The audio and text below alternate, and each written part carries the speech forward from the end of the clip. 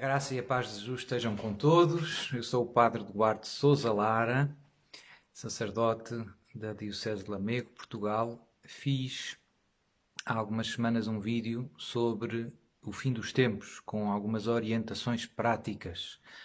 E partilhei várias coisas que tinha no coração já há muitos anos. E eu temia que gerasse um certo alarme, um certo tumulto. E, como eu tentei sublinhar no vídeo, eram questões práticas, mas menos importantes, né? Mas suscetíveis de causar um certo temor, não é? A gente saber que vêm aí dificuldades, digamos assim, perseguições, perigo de vida, faltas de alimentos, etc. E eu sei que isso alarma as pessoas e que dá que falar, digamos assim. E no vídeo eu insistia de vez em quando que o mais importante é estarmos espiritualmente prontos para o fim dos tempos. Infelizmente, até amigos meus, digamos assim, de muita caminhada cristã, me deixaram um bocadinho, vamos pôr, desiludido, porque no fundo assisto sempre à mesma dinâmica. Nós, seres humanos, preocupamos-nos muito com a saúde do corpo e pouco com a saúde da alma. No fundo, isto, que não é novo, acabou por me entristecer um pouco, não é? Ou seja, alguns amigos, até, como eu digo, pessoas de caminhada, falaram comigo aflitos porque não têm galinhas ou porque não têm maneira de sair de Lisboa ou de uma cidade grande. Isso não é muito importante. Não é indiferente, mas não é muito importante. O mais importante é permanecermos espiritualmente na graça de Deus, unidos a Deus. E por isso pensei fazer este vídeo para relembrar, embora já o tenha feito em tantas ocasiões, algumas questões espirituais que são as fundamentais, né? A primeira é permanecer firmes na fé católica, na fé que recebemos, na fé do batismo, na fé da Igreja. E para isso, eu normalmente convido as pessoas sempre a estudar, pedir a graça, obviamente, rezar a Deus pedindo a graça de permanecer firmes na fé que vem dos apóstolos, na fé da Igreja, na fé em que fomos batizados. E por isso, normalmente, eu costumo pedir às pessoas que estudem a Sagrada Escritura e que estudem o magistério da Igreja, sobretudo o catecismo. É uma maneira simples de nós conhecermos bem a nossa fé e estarmos preparados para resistir às mentiras que circulam por todo o lado, não é? Contra as heresias, no fundo, que hoje em dia se tornaram quase que normais. Todos os dias ouvimos uma diferente. Para resistir a isso, temos que conhecer bem a nossa fé. A única maneira é dedicarmos tempo a estudar. Estudo. A Sagrada Escritura. Ler a Bíblia. A Sagrada Escritura não serve só para estudar, serve para rezar, para falar com Deus, para meditar, para perceber o que é que Deus me pede. Mas também para estudar. Eu preciso perceber o que é que Deus disse, o que é que Deus não disse. Eu costumo sugerir a Bíblia de Jerusalém, uma tradução feita no Brasil. A Bíblia de Jerusalém originalmente é francesa, foi escrita em francês, feita pela École Biblique de Jerusalém, dos padres dominicanos. É excelente em termos de introduções e notas exegéticas e aparato crítico em geral, é muito útil para o estudo. É uma tradução bastante literal. Não é se calhar, a melhor Bíblia para a oração ou para a pregação, mas para o estudo é a melhor, na minha opinião. Isto é opinável, claramente. Depois, Catecismo da Igreja Católica. E também nunca sugeri, e penso que vale a pena, para o estudo bíblico, eu gosto muito do comentário da Bíblia de Navarra, a Bíblia de Navarra, publicada pela Universidade de Navarra, é muito extensa, são vários volumes, 20 talvez, e tem amplos comentários. E agora, recentemente, a Universidade de Navarra publicou em espanhol num só volume, todos os comentários e introduções aos livros da Sagrada Escritura. Portanto, não tem o texto da Bíblia, tem só os comentários. Gosto muito porque é patrístico, são comentários patrísticos, magistério, portanto, tem o magistério, tem os padres da Igreja, que são intérpretes privilegiados da tradição apostólica, e também tem alguns autores espirituais muito importantes, doutores da Igreja, etc. São João da Cruz, Santa Teresa, etc. São José Maria Escrivá. E, portanto, é útil seja para a oração, seja para o estudo. O comentário, no fundo, à Bíblia de Navarra. Pode-se encontrar na internet, relativamente fácil. E é barato. Portanto, aqui já estão algumas dicas úteis, também práticas, agora sobre os temas mais importantes.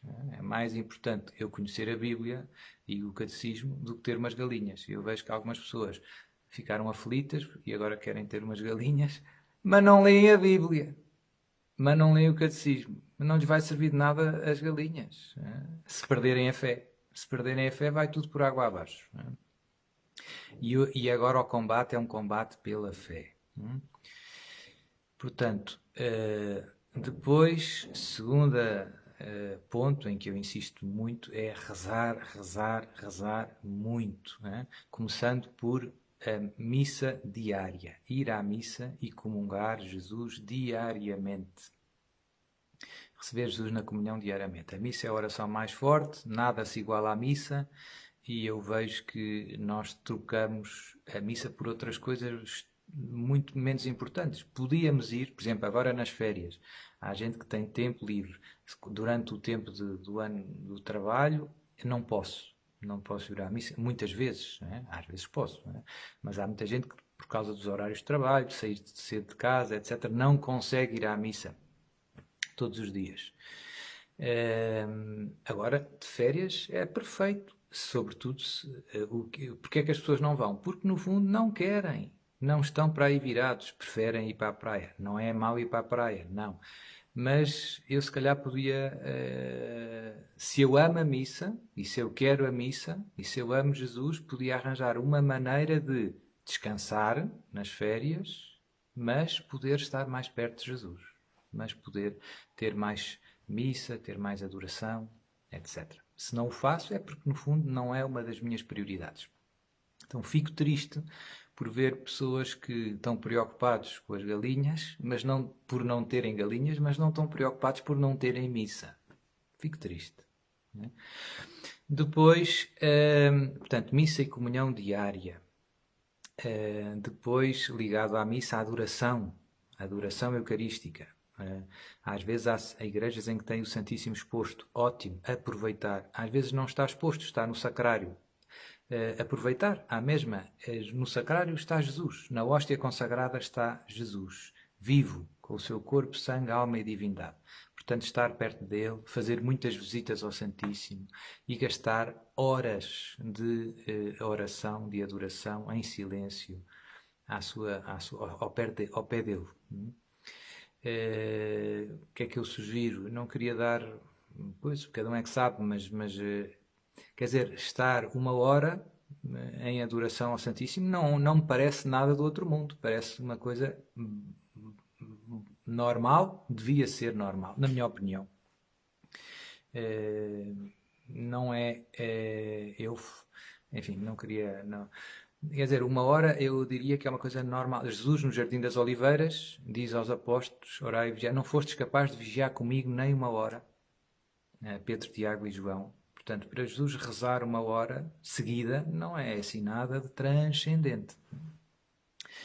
E depois os tempos de adoração podem ser tempos em que levamos a nossa Bíblia, a Sagrada Escritura, e em que também passamos tempos em silêncio e em que paramos. Neste mundo tornou-se tão difícil fazer silêncio interior e exterior, e tornou-se tão difícil parar da frenesim, do correria do dia-a-dia, que a adoração pode ser muito, muito preciosa.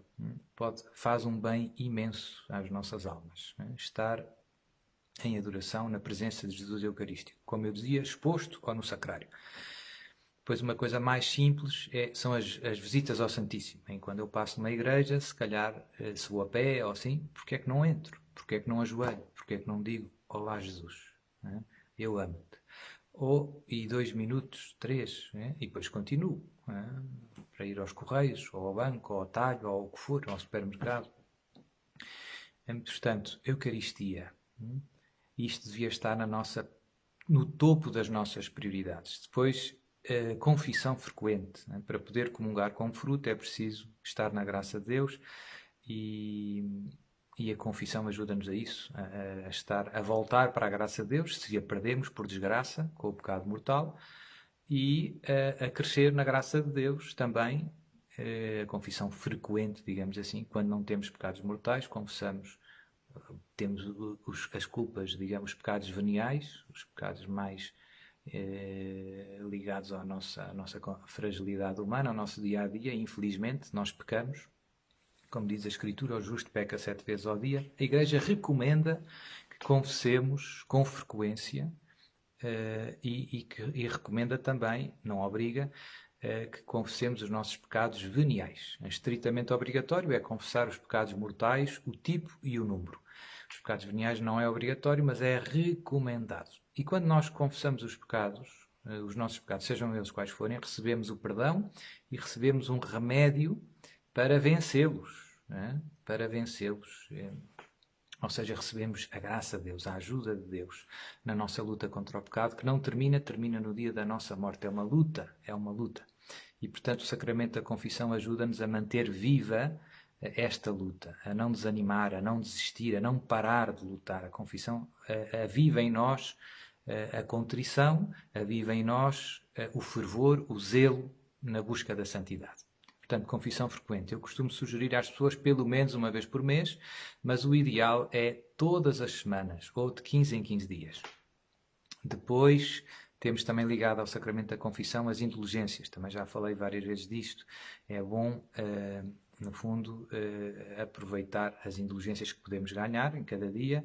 Há várias obras que têm indulgência plenária, que são fáceis. Ler, pelo menos, e meditando a Sagrada Escritura meia hora, visitar, adorar o Santíssimo meia hora, rezar o terço em família, os exercícios espirituais de alguns dias, fazer um retiro de 3 ou 4 dias já dá indulgência plenária.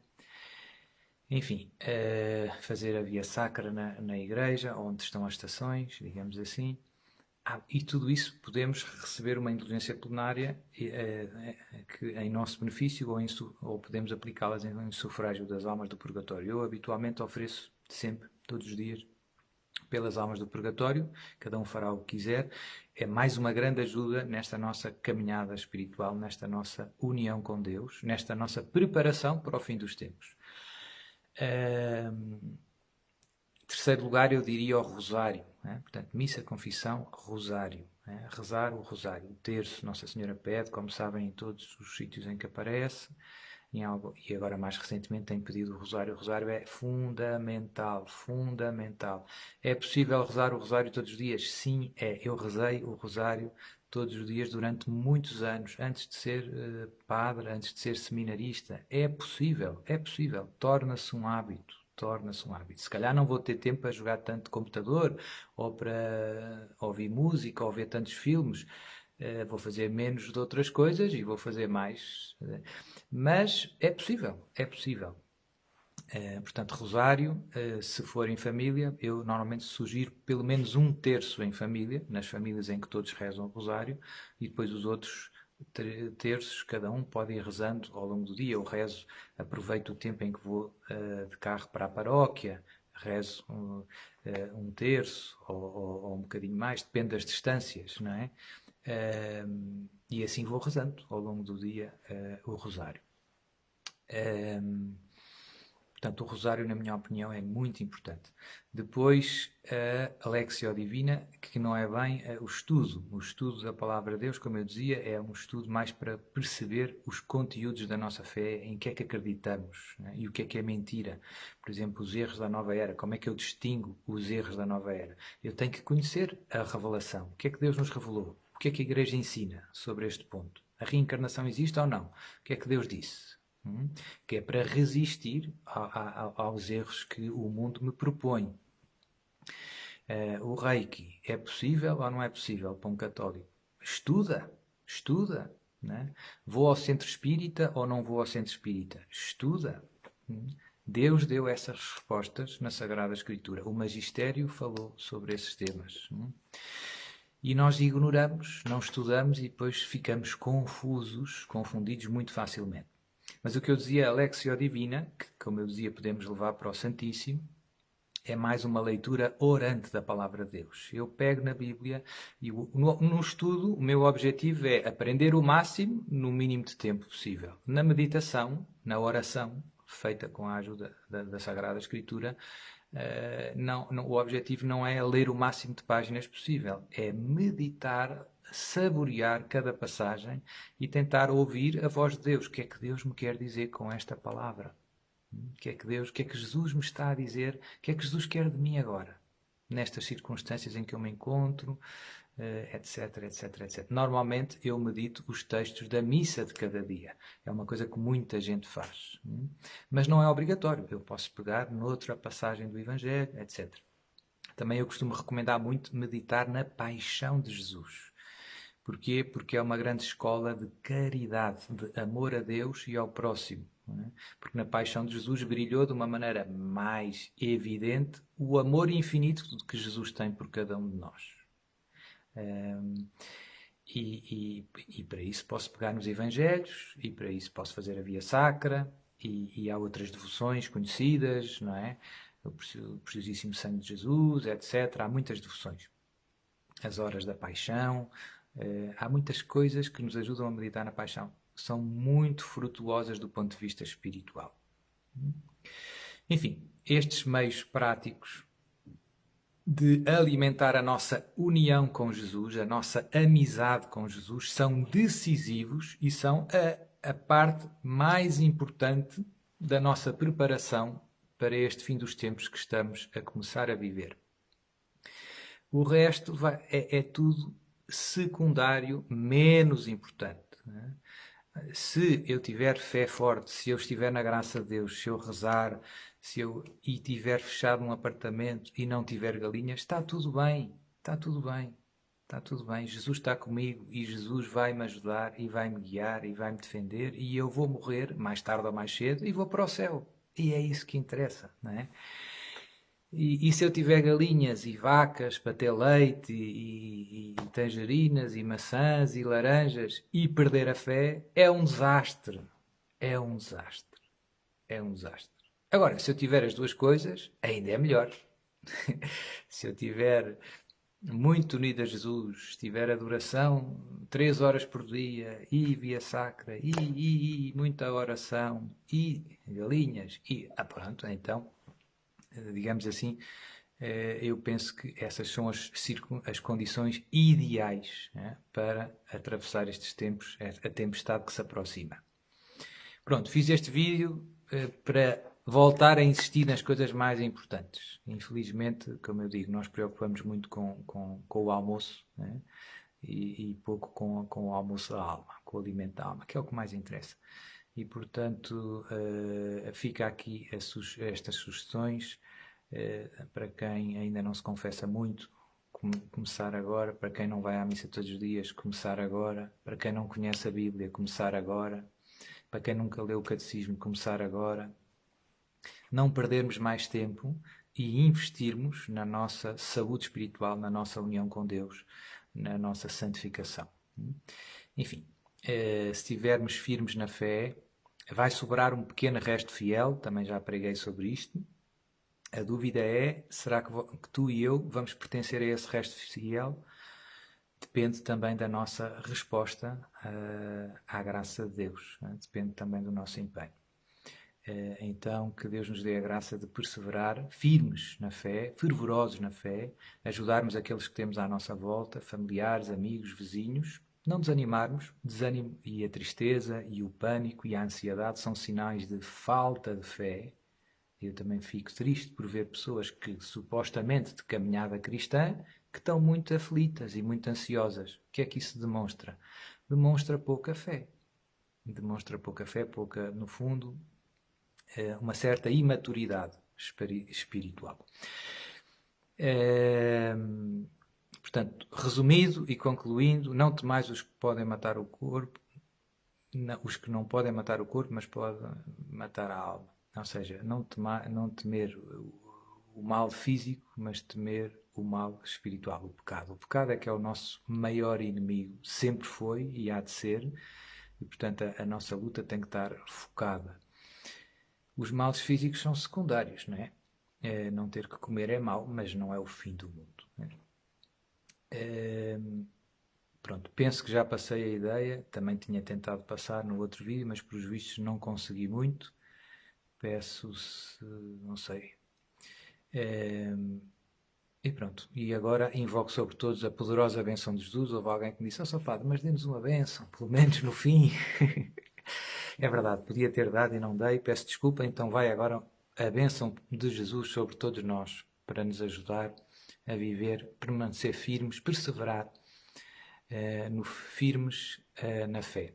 Senhor Pai Santo, em nome de Jesus eu invoco a tua poderosa bênção sobre todo o teu povo santo, sobre todos os meus irmãos, todos que virem este vídeo, para que, fortalecidos pela graça do Espírito Santo, possam permanecer firmes na fé cristã, na fé católica, na verdade. A fé católica é a verdade, é a palavra de Deus, é a verdade, é a palavra de Jesus, é a verdade, é o ensinamento da Igreja, o magistério assistido pelo Espírito Santo, é a verdade e a única verdade que nos salva. Senhor Pai Santo, ajuda-nos a permanecer na verdade, que é Cristo. Eu sou o caminho, a verdade e a vida. Ajuda-nos nestes tempos de confusão a não nos deixarmos confundir. Abençoa o nosso estudo da Tua Palavra, do Magistério da Igreja. Sobretudo, ajuda-nos a reorientar as nossas prioridades e a investir na nossa vida espiritual. Ajuda-nos a dedicar mais tempo à missa, à adoração ao Santíssimo, às visitas ao Santíssimo, a confessarmos com mais frequência, a começar a rezar o rosário todos os dias, a meditar na paixão do teu Filho Jesus Cristo e às obras de caridade, às obras de misericórdia, não perder mais tempo a fazer bem a todos aqueles que podemos, todos aqueles que passam na nossa vida. Começar pelos nossos mais próximos, os nossos vizinhos, familiares, amigos, ajudá-los naquilo que eles mais precisarem. No fundo, a comprometermos verdadeiramente com uma vida santa, Senhor. Queremos ser santos com a Tua graça, queremos responder ao chamamento que fizeste desde toda a eternidade, sermos santos e imaculados em Cristo Jesus. Mas para isso precisamos da Tua poderosa bênção, precisamos da graça do Espírito Santo, que em Teu nome, em nome de Jesus, eu invoco e derramo sobre todos vós, em nome do Pai, e do Filho, e do Espírito Santo. Amém. E viva Cristo Rei!